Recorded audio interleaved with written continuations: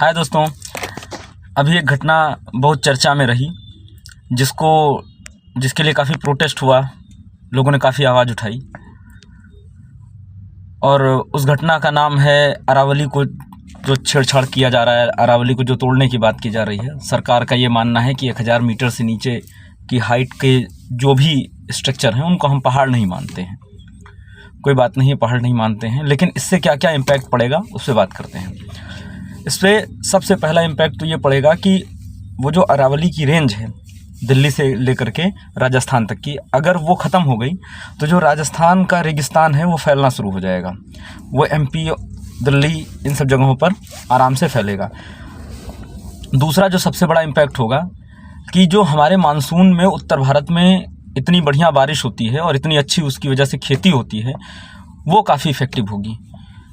Monsoon की हवाएं जब चलती हैं तो पेड़ों से, पहाड़ों से टकरा करके उनसे पहले वर्षा करती हैं।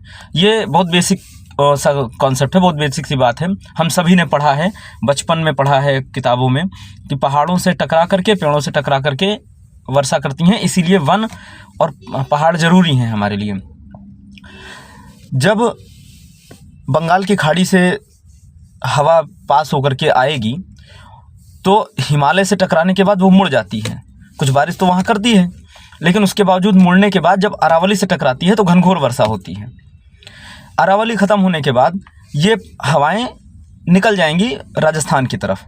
राजस्थान में अरावली के उस तरफ बारिश ना होने का यही वजह है कि उधर कोई पहाड़ नहीं है, जिसकी वजह से वहाँ बारिश नहीं हो पाती है।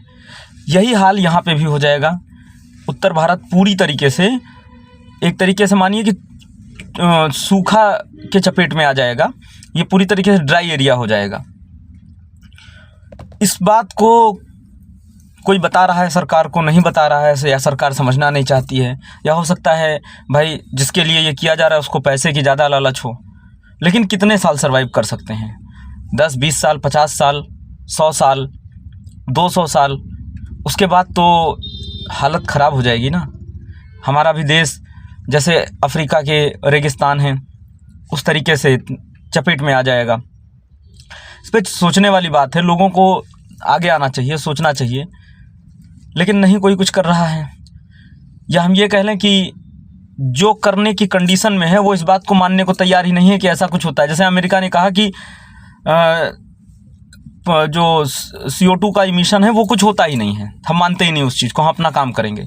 वही हमारी भी सरकार कर रही है। ऐसी सरकार के लिए बहुत बहुत धन्यवाद।